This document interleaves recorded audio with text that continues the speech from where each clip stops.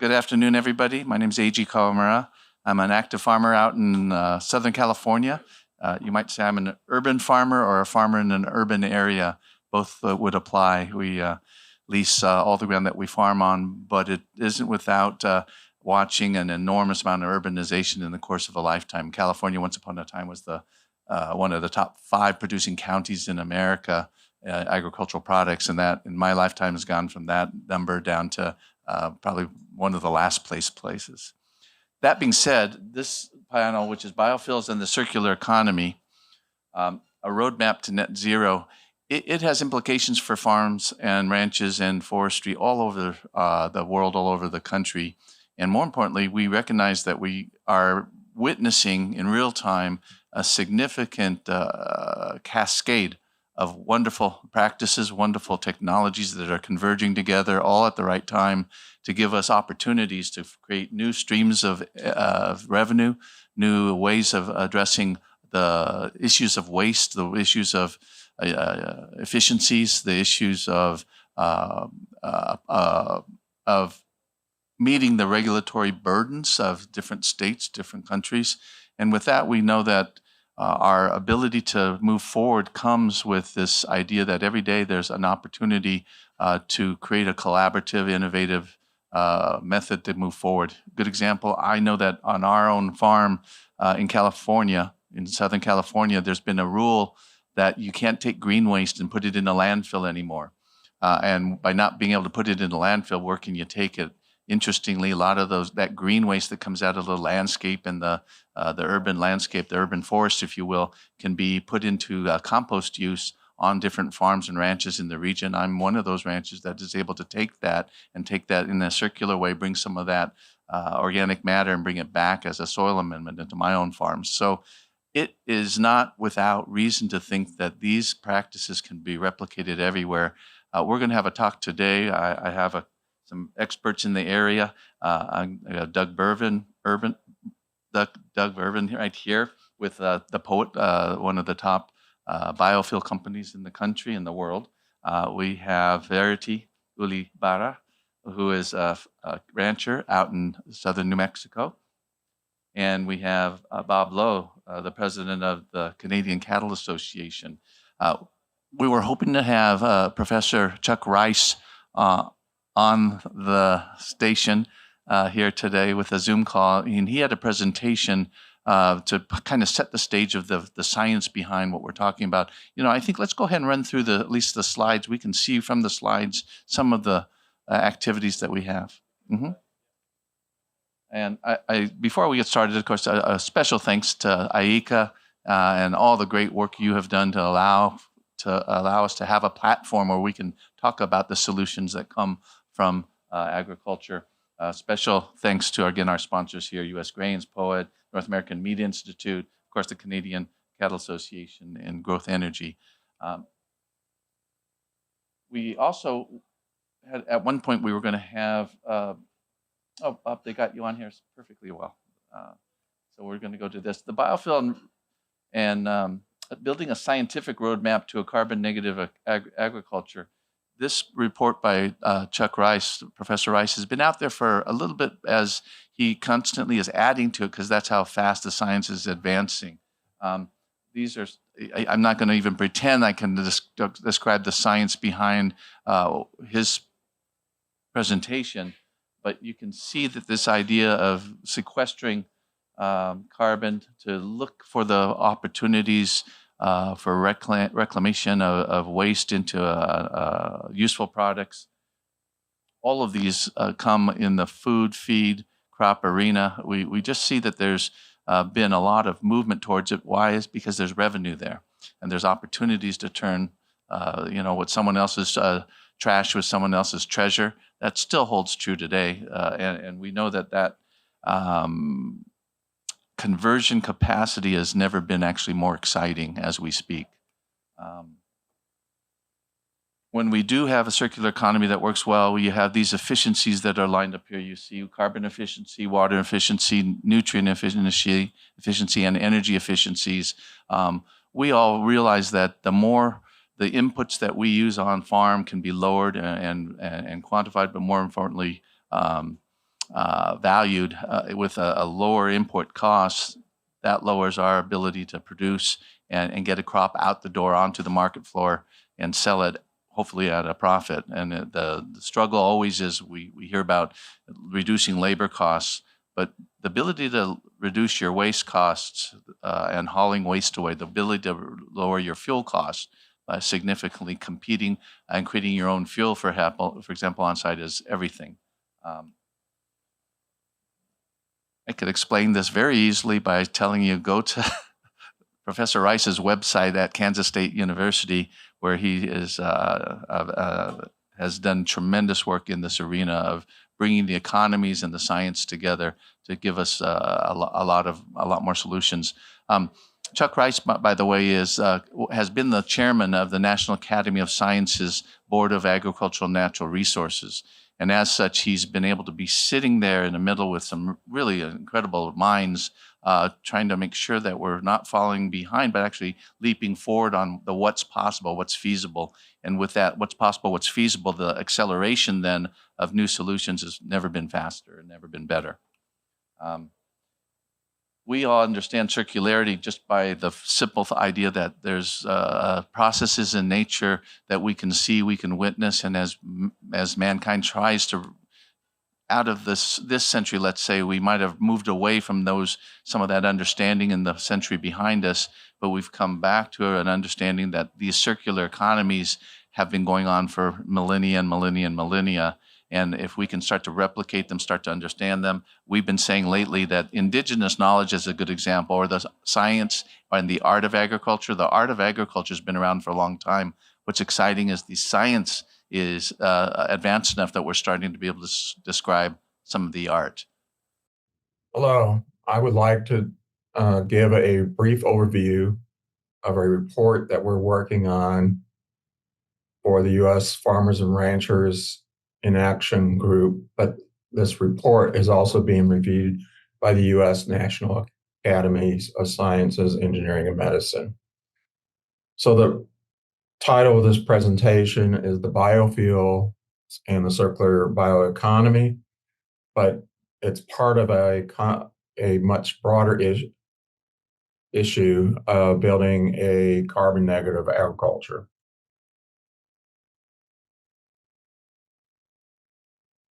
So in 2019, the U.S. National Academies developed a report showing technologies that would reduce emissions and sequester carbon in agriculture. And this research agenda identified areas of reducing the U.S. carbon emissions in agriculture from nearly 10% down to 3.8%, and with some future research and enabling technologies that could be reduced for the agriculture sector in the United States being reduced to a negative 4%. In other words, becoming carbon neutral and providing additional emissions for other sectors in the U.S. economy. So the greenhouse gas reductions for key agricultural practices include, with the current emissions, about 600 million metric tons, that through soil carbon sequestration, we can reduce those emissions and offset other emissions by 20 to 40%. This would be through no-till conservation agriculture, perennial cropping systems on marginal lands, and corn ethanol, moving corn ethanol to herbaceous biomass crops. The opportunity here is to move production agriculture to a more intensified and diversified production system. And those practices that would sequester carbon in U.S. soils. So this would apply for the production of both feed, fuel, and biofuel crops. The second area we identified is improving nitrogen use efficiency in U.S. agriculture systems. A lot of this could be achieved through precision conservation, and I'll illustrate this in a subsequent slide, where we can take less productive lands, marginal lands, and make better use of those lands and reduce the nitrogen inputs in some of those fields. Secondly, a major innovation is using precision agriculture and spatially applying nitrogen application to meet the plant's needs, but reducing emissions as well. And this represents 20 to 30% of the possibility to meet the 600 million metric ton CO2 equivalent goal. About another 10% is looking at direct energy use, and that's through the production of cellulosic biofuels on farm that would be reducing external energy inputs into production agriculture, as well as the implementation or expansion, actually, of on-farm solar and wind. The U.S. has a great potential for both solar and wind energy production. And in fact, in Kansas, where I'm from, about 40% of electrical needs could be, for the entire state, could be provided by just wind alone. And so this would, again, reduce the need in greenhouse gas reduction or production associated with agriculture. And then the final area is animal agriculture. And this is an area that needs further development, but gains could be made in reducing methane production by increasing the efficient use of feed, improve grazing land management, and management of manure systems as well. So in the report, we discussed the greenhouse gases, carbon dioxide, nitrous oxide, and methane. These are the primary greenhouse gases associated with agriculture. And so really it's about transitioning to carbon negative agriculture and creating a more efficient system, more efficient in carbon, more efficient in water, nutrients, and energy. And by becoming more efficient, this results in a more resilient system, both climate resilient and input resilient, and more resilient and profitability.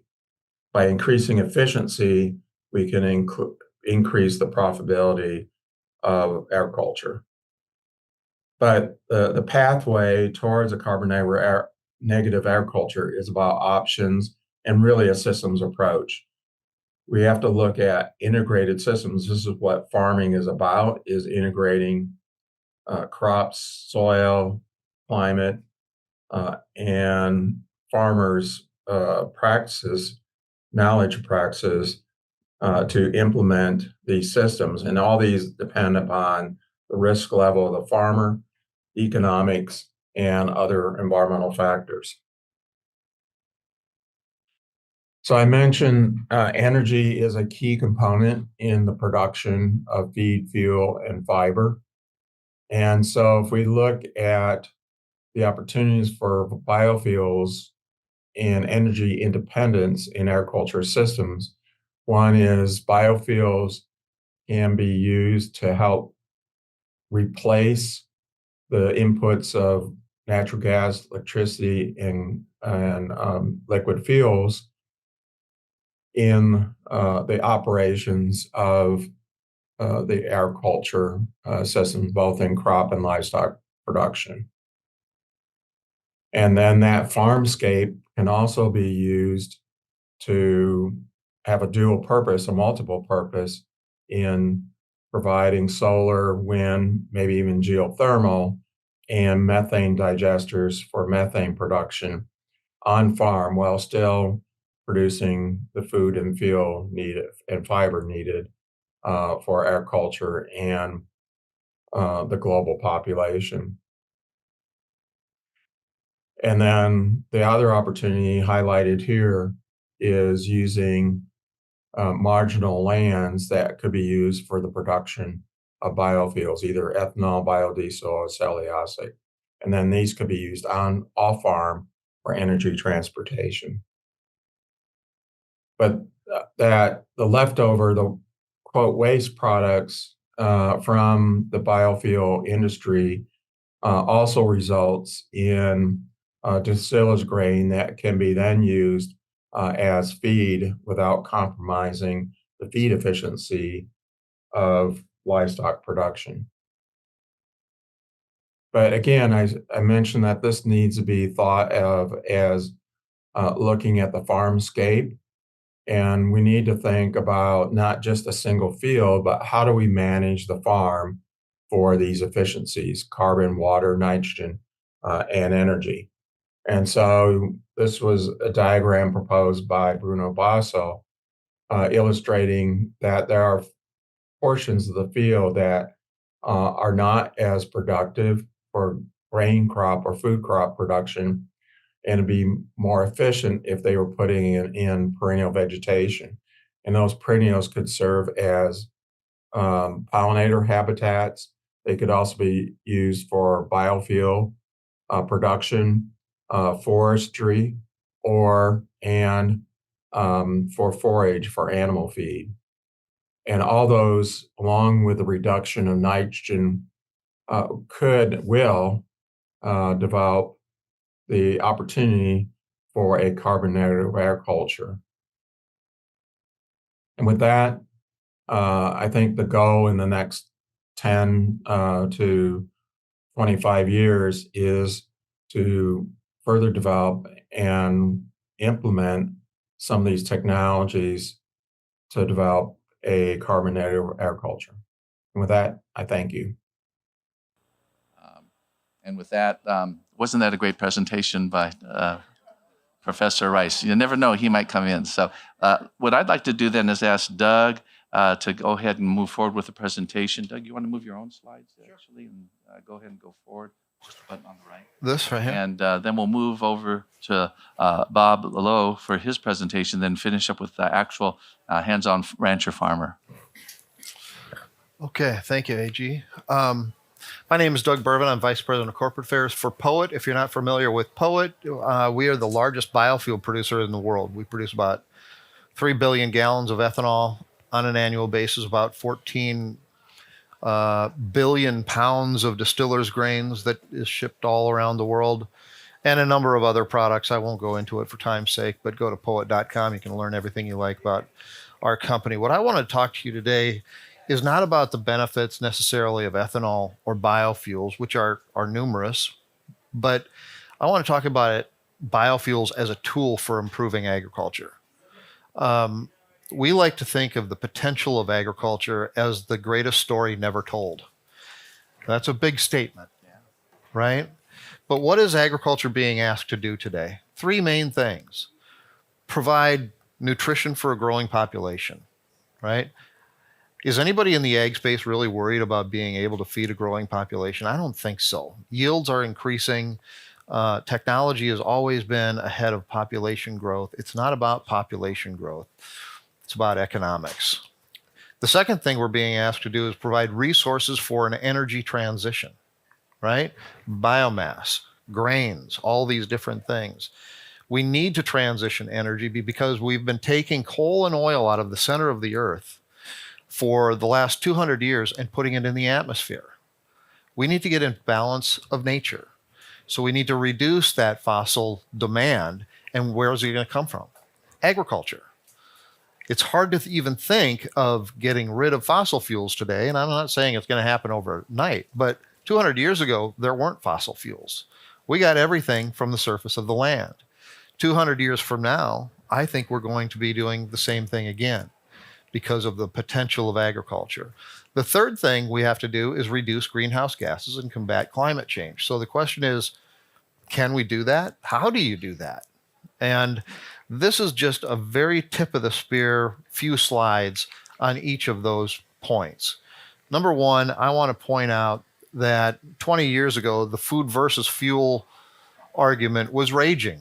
You can't put corn in a gas tank, people are going to starve all around the world. We said that is hogwash. This is surplus grain. We need to build the biofuels industry to balance grain markets so that farmers can make a margin.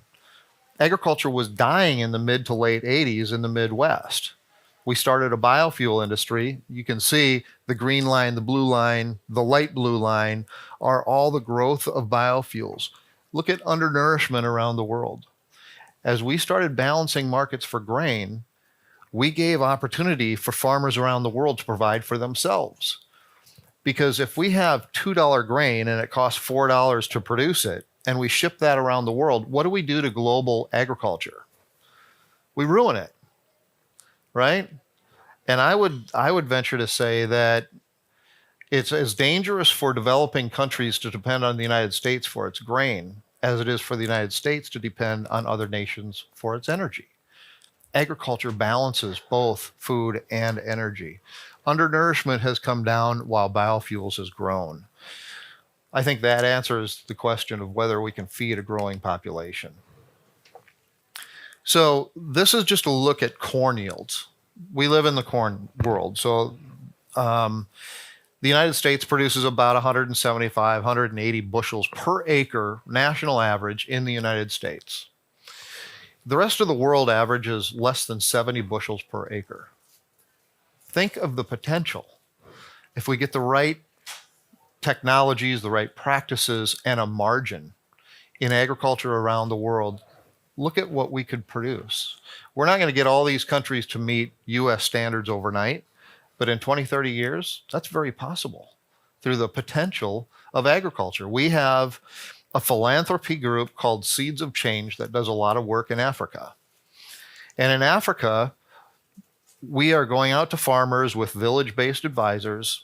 We're giving them a better seed, a better technique, and within 1 to 2 growing seasons, we see 500 to 900x increase in yields on those farms.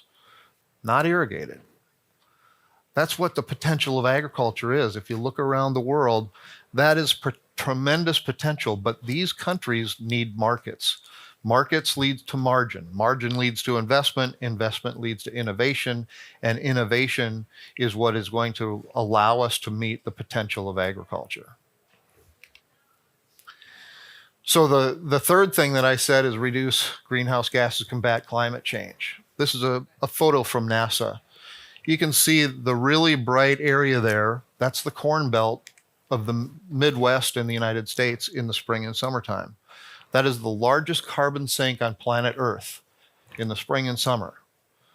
Photosynthesis, all of the corn, the soybeans, the grass, the trees, soaking up carbon dioxide, sequestering some of that into the ground. But let's just take the corn kernel, for example. That corn kernel is a third carbon dioxide, right? When we put that through fermentation, we can capture that CO2. And we do capture that CO2 today. Poet, our company today, provides 5% of the food grade CO2 in the United States. And that's only capturing a portion from a few of our plants. We can capture all of that CO2 from all of our plants, put it in a pipe, and sequester it forever, actually decarbonizing the atmosphere in an economical way. That is seriously reducing greenhouse gases and combating climate change. There's not another industry that can say they can capture that CO2 and sequester it in an economical fashion. We already do it. So this is a very simple slide of where we are at, where we're going. I wish I could share with you our graphic design, which is much bigger, much more involved. But we are taking in, obviously, corn. We're making ethanol. We're making distiller's grains. We're making purified alcohol. We're making renewable diesel from the corn oil. We're feeding all kinds of animals. The ethanol industry in the United States produces enough protein to feed 550 million people their daily dose of protein. through the distiller's grains, right? So we're not depleting the world of nutrition, we're enhancing the world of nutrition.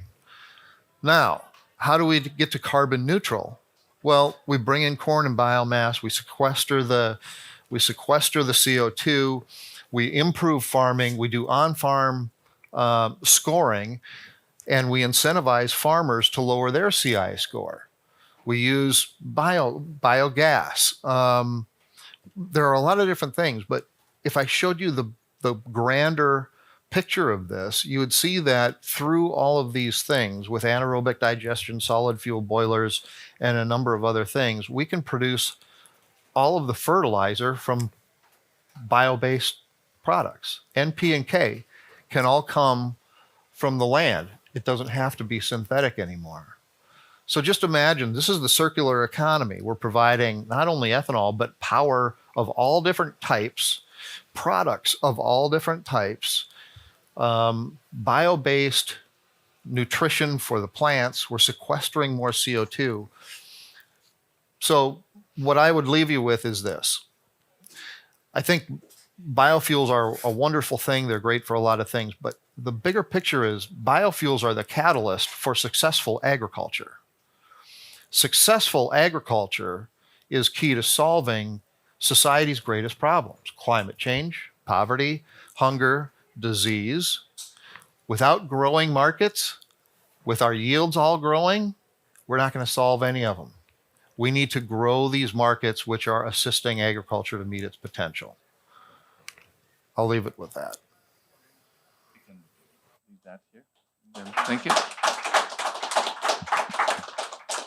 Thanks, Doug. I recognize that the multiple products that come out of your processes and other agricultural processes is part of this 1 + 1 = 3. As we look for innovative collaboration, we start to see that if we were just hanging out in our different silos, literally, and that was what was happening a century ago up to some point.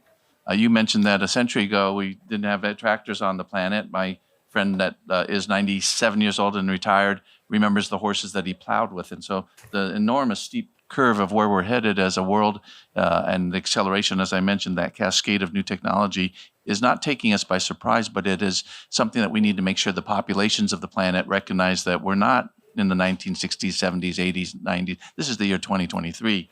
These wonderful solutions are already in place, but they're being replicated and scaled everywhere. Hey, can I say one more thing? Please do, always. 30 seconds.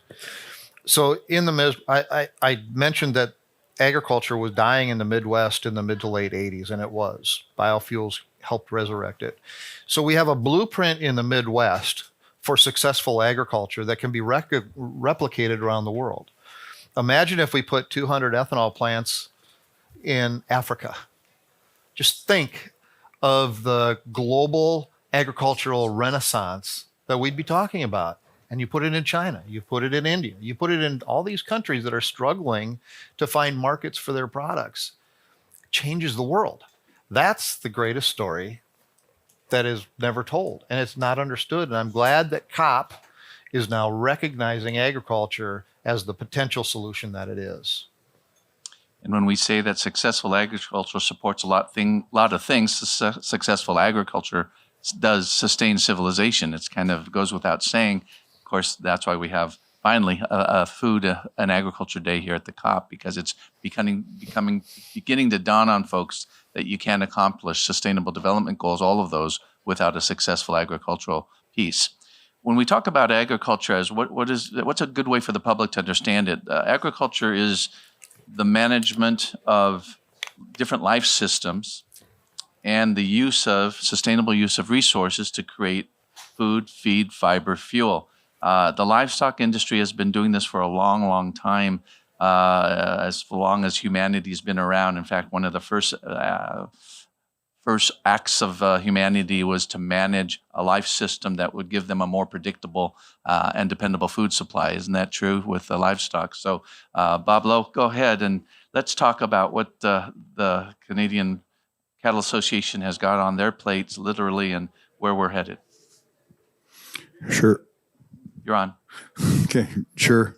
And thanks for that, and thanks for that presentation. That was an eye opener for me, actually.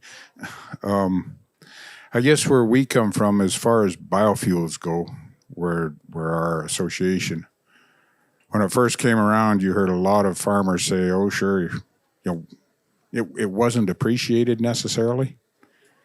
We don't grow a lot of corn in Canada. We've tried it with wheat; it's not as effective. Where we came from as the Canadian Cattle Association was it's a market. And our existence in Canada and the cattle industry depends on developing markets. So it's a market for agriculture, the grand scheme of things. Created another market. The net results of that in Canada is the DDGs that we feed to cattle now as a protein source. Has become, I won't say the industry wouldn't survive without them, but it would take some adapting. It's become a normal part of the feeding culture in Canada to get protein enough to feed the cattle. I won't say cheap source of protein, but a viable source of protein. Cattle are great at the circular economy. So we take a product that's coming from the land, which is corn, that is completely renewable. It gets renewed every year. The trouble with oil and gas, it gets renewed every 200 million years. We don't have that long to wait. So it gets renewed every year. It creates an additional market for the grain farmer. It creates a value add to the cattle industry. Cattle are taking the DDGs, which I'm not sure what good they would do if they weren't cattle feed. Use that to help produce a very nutritious meat source. We use vegetables. We use a whole lot of stuff in the cattle industry. A ruminant is an amazing thing because the rumen can adapt to a whole bunch of different things. And I guess where the biofuel industry, as far as that goes, it's been a huge benefit to the feeding industry in Canada, which is kind of where we wanted to go, where we wanted it to go, and where it proved to be. A few years ago, when we still are in a major drought, but we were importing virtually all of the feed into Western Canada from the U.S. Midwest by train, which is like 1 million bushels a day or something the trains had to supply. I didn't realize it then, but a third of that was DDGs until we started trying to make sure the plane, I thought it was just straight corn. A third of it was DDGs, so.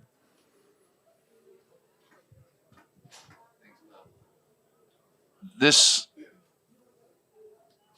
collaboration that continues to take place then in sourcing all the different ingredients, the things we need. I'm a vegetable grower, and I'm always looking for new sources of nitrogen, new sources of potassium, new sources of phosphorus coming out of the stream of waste streams, if you will, or resource streams that are available to us in our regions.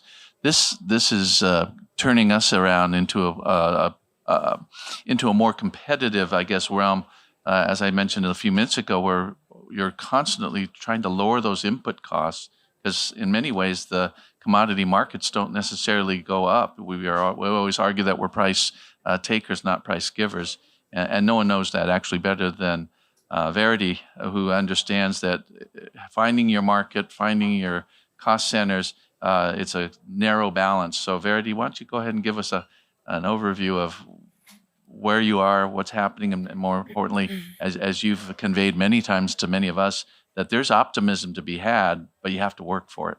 Yeah, thank you, AG. My name is Verity Labari. I am a farmer. Also, I wear many other hats, but we'll talk about it from the farm perspective, the production perspective.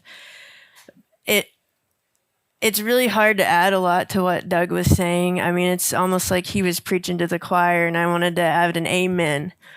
I'll give a little bit of a background on my farm operation, mostly just to set the stage of why that's so important to create the markets.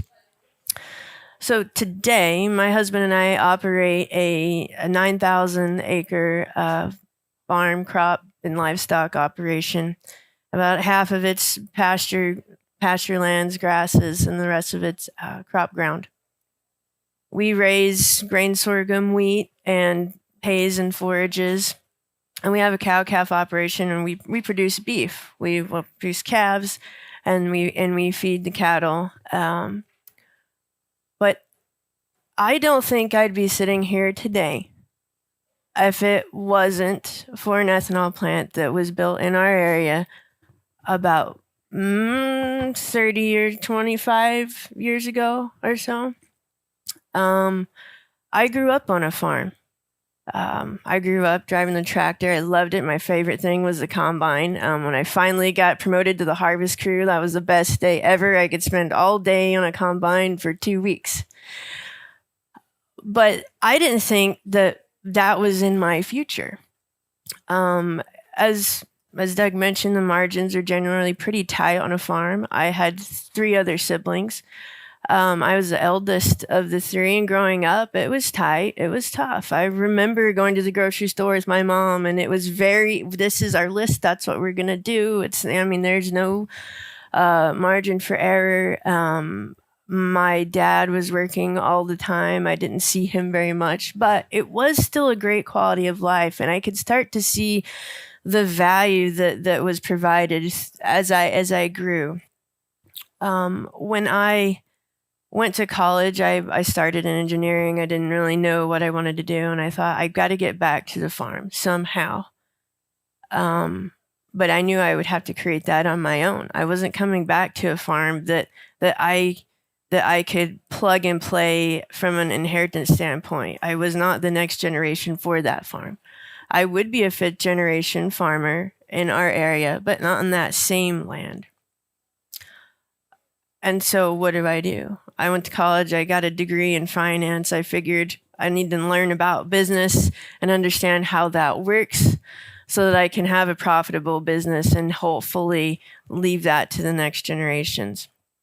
That finance degree led me to an ag lending job in the farm credit system. So not only do I understand production agriculture and the risks there is from producing it, I understand it from many sides of the desk. I understand what it looks like to analyze farms financial, producers financial, what that looks like. I understand the stress that's involved from both sides of that and trying to mitigate your risk. But that ethanol plant that went up changed my perspective on the fact that it could be profitable. When my dad started hauling grain down there, it took a couple years for it to kind of see the proof in the pudding. But we started living a little bit less marginal, if you will. And I opened my eyes to see that you could turn a profit. And the most important thing to be able to do that are more than one market. You have to develop more than one market. You have to have a choice. You need to develop a demand pull to be able to have the reason to have a supply to do that. And so and it's not just me, but all across our area, you could see the economic development that had for our rural communities. It gave more of a balance. And that slide that you had, I don't know if we can pull it back up, but if you can do that, this slide looks like my region. Now, the one thing that might be different is we don't grow as much corn as in the Midwest. We have a little bit different crop mix. We do grow corn, and most of the grain corn does go to an ethanol plant. We grow grain sorghum also, and I especially need to do that because I don't have any irrigation. Most of the corn that is grown in our area is irrigated, and it's for grain or a forage for one of our dairies or feeding operations. But pictures are worth 1,000 words. This did not exist 30 years ago in my area. People were leaving the area, and now they're coming to our area. And it's a huge eye opener to see the opportunity that's not just for my kids, but for others in the world. We have a lot of immigrants that come and can find their way of life because they can plug into this system and add value in the system, but back to their families. And I think that just really drives the point that when we talk about our economy as a whole, global economy doesn't have to be regional, micro, macro, but the producers, instead of being the start and the end of this equation, they're really in the middle. And in agriculture, it doesn't necessarily matter what you produce. This example, we're talking about biofuels. But there's this back and forth, give and take. We produce something that gets put into the value chain, and in return, we get things back. So we get a cleaner burning. We're growing things. We're sequestering carbon. We're putting a feedstock into this system, and we're getting the benefit back, not only in added profit for our bottom line to continue that incentive to keep us doing it, but we see this benefit of our conservation and sustainability practices are improving our yields. They are making a difference. And it just goes to show how important it is to keep that at top of mind, that every day, what am I going to do today, right? And we get jaded by our daily tasks. But what I'm really doing is helping provide, as a farmer, producing my products, I'm helping to provide the opportunity for those that either don't want to farm or cannot farm, do other things with their time. When we have our basic needs met, which are food, shelter, water, those types of things, we're not worried about living or eating or all of we're secure in that. From a food security standpoint, we can have the energy to do other things. We have the energy to build all these wonderful buildings we see here in this city. We have the ability to have a city in the desert because we have opened up markets and developed trade. And by doing that, we've improved lives all around the world. And that renewable circle just continues on. And for me, that gives me purpose. It provides a value to others. And I really hope that will continue so that my kids and your kids will be able to benefit from all of this work we're doing now. So we're not having to talk about why this is important. Everybody knows, and the global population is on the same page.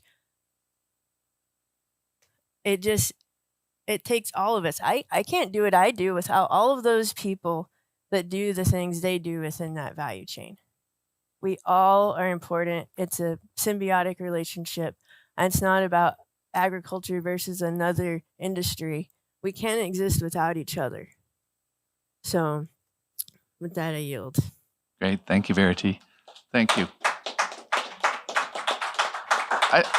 If there's an observation that all of us might concur with, is that the public generally has forgotten a lot about agriculture, has forgotten a lot about the processes that have to take place just to get food on the table. So much so that we even see challenges where just recently there was a climate action group that said they were going to create a new plan for moving forward during these challenges of climate. But they felt comfortable taking out the word agriculture and taking out the word farmers, which includes farmers, ranchers, foresters, and the fisheries that we use as part of those groups that harness, again, life systems and resources to create food, fiber, feed, and fuel. The minute you remove those folks, in fact, they called them. They said we're going to call it farm systems. No, I'm sorry, global food system. It will be the replacement term for agriculture, and we'll call it frontline actors. Will be the replacement for farmers. And some of us took a little umbrage with that, a little bit of pushback, and we said that farmers aren't actors here on this planet. Farmers actually build the stage, if you will, that allows humanity to act out its tragedies, its dramas, hopefully its triumphs. And it's the farmers that build that stage because we create a consistent, reliable, dependable, hopefully predictable supply of food under all kinds of situations and under all kinds of conditions. And if unpredictable weather, to many of us, is easily translatable to say unpredictable harvest, unpredictable weather means unpredictable harvest, we better find some help here at a conference like this. We better find some new solutions at a conference like this to help us build resilience. And in building resilience, that's where we find that we have a plan B, we have a plan C, we have different ways to take what used to be perceived as waste and turn it back into energy sources and into soil amendment sources, putting that carbon back into use, even though it's perceived to be unusable because we didn't quite have the technology yet to have put it into play. Because of that, then each of you could, I'd like to ask, first of all, any burning questions out there that you'd like to ask the panel after their remarks? And if you do, raise a hand. No? Well, I thought I'd ask a question of them each is, in your own operations, as you've had a career in all of them, what are the significant, if you were to look in the future, what are the significant developments that you see that are really have you more optimistic than ever based upon where we are today, based upon what you might see in the very near future? Doug? We've never seen a brighter future. We have grown significantly over the last 20 years. When I started 20 years ago, we actually had farmer protests against ethanol plants, believe it or not, because we didn't want the traffic, we didn't want the smell, we didn't want whatever it happened to be. And it's been the greatest investment probably in agriculture in the last couple generations, I would think. And, right now we're facing some similar challenges with building a pipeline throughout the Midwest to sequester that CO2. But that pipeline, if we hook up a pipeline to these ethanol plants and sequester that carbon, basically filling those holes that we've made with oil, I mean, in a lot of cases, but you just have to find a good geologic formation. But we have protests against the pipelines, but I don't think the folks that are doing the protest realize that when we lower the CI of the ethanol plant, that creates a whole new set of markets for ethanol, for biofuels. Now we're getting into the SAF market. Now we're exporting to all these different countries. Now we're buying more corn, soybeans, rice, everything. A rising tide raises all boats. And that pipeline, look, a lot of farmers in our region struggle with the politics of climate change. But take the politics out of climate change. This is a game that we have to play in agriculture. It's not going away. And so if you want a more robust growth market for your products, grains, biomass, etc., you've got to support the fact that we've got to reduce our CI. You're working on-farm scoring to help incentivize farmers to lower their CI. That plugs into this. Our CO2 pipeline plugs into this. I mean, we haven't built ethanol plants for the last 10 years because we haven't been allowed to grow. There's no free market for fuels in our country. We haven't been allowed to grow.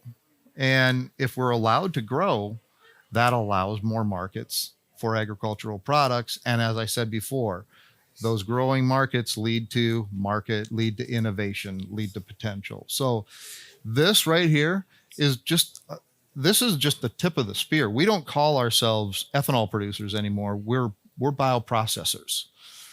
And that future is totally unlimited because we truly believe that we can get back in balance with nature through agriculture. That's what this is all about. Great. Thanks, Doug. Verity? Well, I already said a lot about my hopes, but to add to that from a specific biofuel perspective, I think that near future, embracing the use of biofuels and ethanol in particular as an immediate solution to begin decarbonizing just even the transportation sector, but what that means as that ripple effect explodes, I think that's a quick way to start seeing measurable differences, to gain more traction on all of the things that we're talking about and connect those dots together. I think long term, those that'll lead us to where at least my hope, just a visionary future, is that because of that, we then as a globe realize no matter where you are in that and what your situation is, that we're in this together. And as Doug pointed out, just an example of putting in, bioprocessing facilities in Africa, let's say, we've then improved the lives of people that they've never thought that they could achieve to be. And we start having this, you know, tide rides all boats, but you're balancing out across the globe for everyone to have a better life, not just those that are in a more prime environment to embrace certain things. We can then spread it around, and we all win. So, thank you. Thanks. Bob, I'm going to modify that question a little bit for you, but it goes to an understanding that farmers manage large landscapes, small and large landscapes. And in those landscapes, you're always hoping that you can improve the landscape based upon your activities with your animals, with your farm activities, and you're looking for soil health improving. People don't recognize all over North America that the role that livestock plays in creating healthy landscapes, healthy forests, healthy rangelands, healthy lands. That's as important a part of this solution set to where climate needs to go as anything. And yet you have folks that don't quite understand that the life of a ruminant on a piece of land is a long period of time before it might go to market. And in doing that, it has a really important role to play. But there's this perception that, oh, we don't need livestock for so many different misconceptions out there. Your view of how the public might understand this better as we look at the circularity and the role that animals play in our nature and in our landscapes. Go ahead. Well, I'll try and do that, but first I'm going to give you the answer I had to your first question. Please do. I would love to hear that. And I think Verity said it very well. In the days of subsistence agriculture, we didn't have time to think about anything else. Or I won't say we, but our forefathers. Because of the improvements in efficiency in the system, now, as Verity said, I don't know the numbers, but it's very few people are actually producing food compared to 100 years ago. That's not a bad thing. That's a good thing because it enabled the other people to go out and to do the research, do the science, make the policies to progress. The fewer people it takes to feed the population, the better off the whole population is going to be, in my mind. And I think the most important thing that I've seen recently to agriculture is the recognition by the UN and by the FAO that agriculture needs to be on the table. People don't protest on an empty stomach. Now, to go back to your second question, on livestock, because of the nature of the rumen, and in Canada, a third of the agricultural land is occupied by cattle. The reason that is because it won't grow anything else. It grows grasses and forbs and shrubs and trees that are not utilizable by humans as far as a food source goes. Cattle can take that and turn it into a very valuable protein. In a time when we need to feed a growing population, and the FAO has said it, the UN has said it, we need all types of food, not just plant-based. We need everything. Cattle are a great contributor to the circular economy. They take what was perceived as a waste product by a lot of people, and I'm going to go right to DDGs, in a very valuable food source once we figured out how to use it. So I don't know if that answers both questions or neither one of them, but No, it does. It does. We will continue to look at an exercise on this planet that if you can create abundance, that abundance means choices. If you have choices in what you might eat today or tomorrow or the next day or the next year, those choices reflect that we've created abundance. And the minute we have that abundance, as was described here in several different ways, we're able to live. We have ability to live and thrive.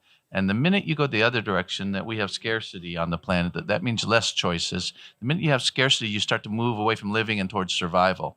We know that as a society, as a civilization. We experienced it in a short way during COVID and during the pandemic.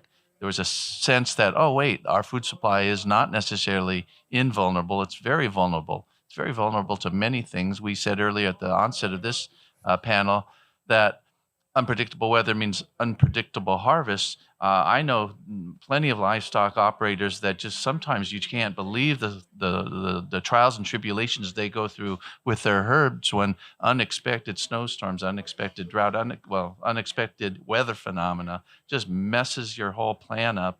And now you're feeding because your animals are trapped someplace, or it's not easy. In other words, we can't predict that our food is going to get on the table. In fact, so much so, when people say food is a privilege, I'll be the first to say it's not a privilege, it's a right. Food is a right. I'm sorry, let me get this statement right. Correct. A lot of people say food is a right. And I'll be the first to say food's not a right, it's a privilege. Because we can't guarantee as producers that we can get it on the plate. Or we can't guarantee that you can take every part of our food system and turn it into a positive product, but we're working on that. But the minute you can do that and you have it on a plate, then someone can say, oh, it's a right to have access to that. But don't forget that we can't promise our food system is going to get there. And the minute people believe that it just comes out of a store, that's where our biggest challenges have been, is people don't understand how just hard it is to get food onto the store. So Bob, go ahead. I just want to say that the answer is not to consume less. The answer is to have the ability to consume more. I love And that. that's going to come from agriculture. And with abundance, that's what you get. And if you have your choice, you don't want to eat meat, you don't want to eat XYZ, you want to produce a certain way, how great it is that we can find a big tent that you produce food for those folks that want to change what they want in their diet, change how they want to live their life, and let the market find that in that abundance they're busy living. But in the meantime, we've got a lot of work to do. Verity, you wanted to add something to that?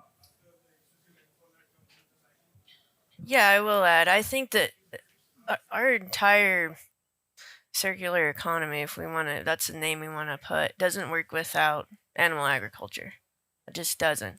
Our agriculture. Can you say that again, please? It doesn't work without animal agriculture. And just examples that we've been giving on how biofuels fit in there. You need animal agriculture to complete that piece. But also in the agricultural industry, from the producer through throughput into the end user, we actually are very efficient. As Doug was talking about how the corn kernel is used, we're using almost everything. There's a value there. I mean, we've used it all. We've put it somewhere. We've created a value to it, and we've used those products to add value to something else.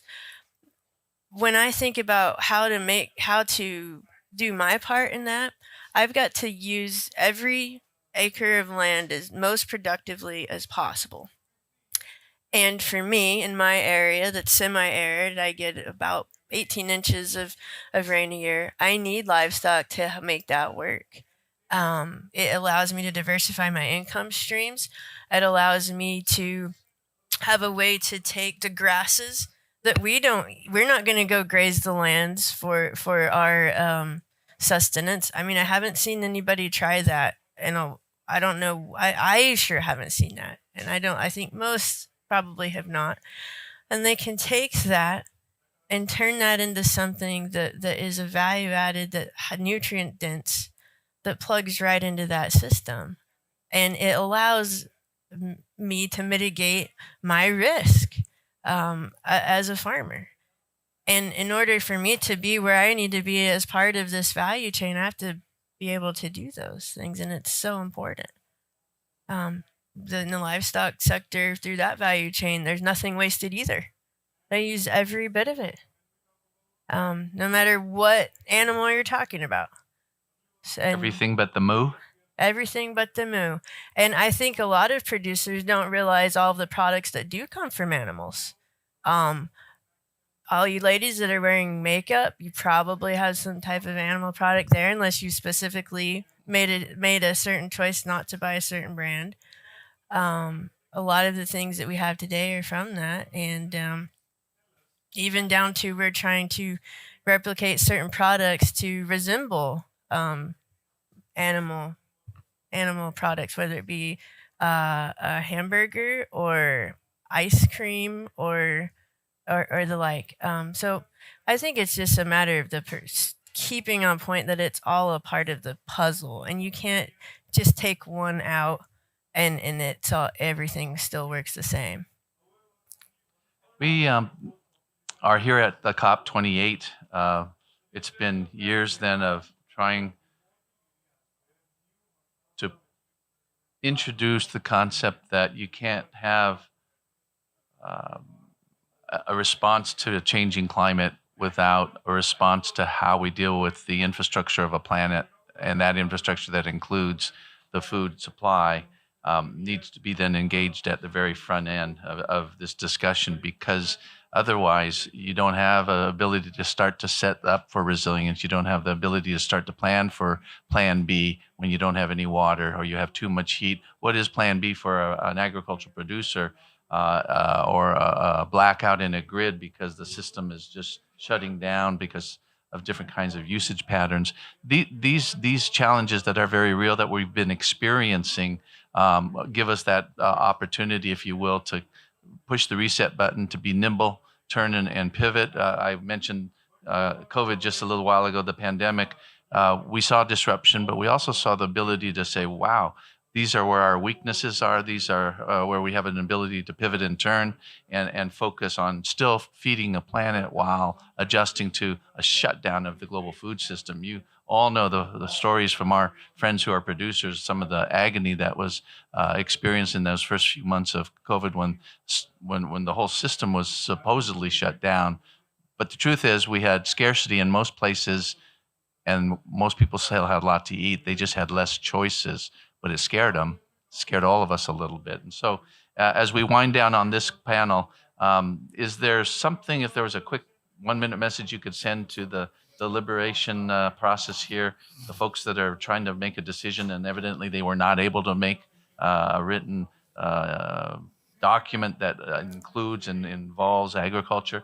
What would you tell them in a minute or so each? Thank you. We'll Yeah, finish that.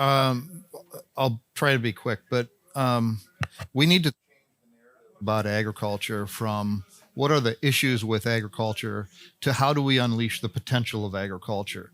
That has to be the message. And we've got to educate the masses on this. 2% of the folks in the United States are farmers. That means 98% don't understand agriculture. That's what we're up against. Okay.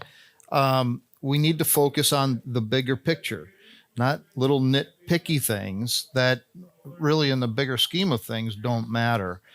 And remember that perfection is impossible. There is no perfect solution. Science is about creating a better set of future circumstance, not a perfect set, a better set. There's no perfection in humanity. There's only different levels of better. And this is our best, highest level of better that we can put out there. I will also say that we talk about changing the world all the time because we are. And I don't mean that self-serving as poet. I mean that as agriculture is changing the world. We are all a part of that. Changing the world is going to come with resistance. Okay? It's not going to be easy. You got to keep on going. And AG and I were talking about this before. The first COP I went to was in Paris, and agriculture and oil were the two villains. Agriculture is now being seen as one of the potential greatest solutions to all of our issues. And maybe I'll leave with this. I've been studying biofuels, ethanol in particular, in agriculture for well over 20 years. And if you hear negative things about ethanol, it's not to stop ethanol, it's to stop agriculture. Okay. I will just say JFK, I think, said it best. If you're not part of the solution, there's great money to be made prolonging the problem. Don't let naysayers cast doubt in the mind of the folks. We've got a mission to accomplish, and it's going to take all of us together to get it done.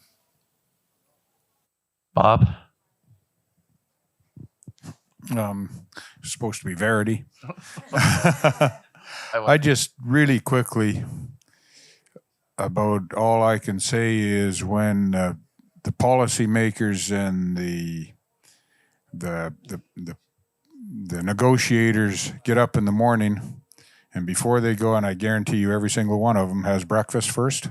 When they're having breakfast, they could figure out where that comes from and put agriculture on the table first. You know, it's amazing to me it took so long to even start talking about, but that should be the thing they talk about. I like that. Verity? Yeah, I don't know that I mean, you said that well. Agriculture needs to be at the center of the conversations or in a part of it, no matter what the conversation is. It needs to be early and often so that we can add our input.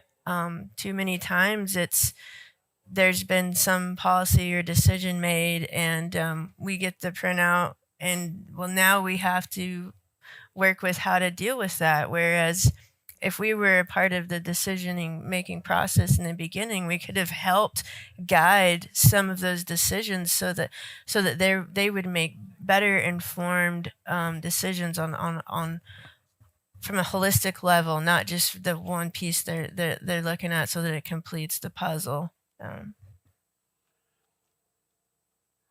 An observation that we have here at the COP, if those of you who have had the opportunity to come by over many, many years, is you recognize that this was a conference where there was a glass half empty. In fact, seemed to be the preponderance of talk was there was a glass half empty about a world that was struggling, a world that was going through issues, a world that was not functioning correctly, and there was always a glass half full, and that seemed to have a smaller voice. I understand if there's two glasses and the glass that's half empty, if you're pouring from a pitcher of fear, the glass is half empty and you keep on pouring there and go, it seems like you're going to throw up your hands and there's no solution set. Glass half full, though, is when you've got solutions and you've got new thinking and you've got ability to see that the past is the past, and some of the past we don't like. You were saying different levels of smart. There's certainly different levels of stupid, and agriculture could be guilty of some of those different levels of stupid just because we didn't know any better. Maybe we just knew better, but we still were stupid. That being said, that glass half full is full because you have solutions. You're pouring from a pitcher of new thinking of where this world can be, on how quickly we can change that world. And believe me, that transition is taking place at an accelerating pace of the positive things that are happening. And I want to thank this panel for being part of that positive thinking, positive change, and being able to share that knowledge. And as we said, getting agriculture on the front of the table, where you're not part of you're not being consumed and not being attacked, but actually you're contributing to everybody's positive living experience. Isn't that what this is all about after all? So keep food on the shelves. Thank you, everybody, for being here.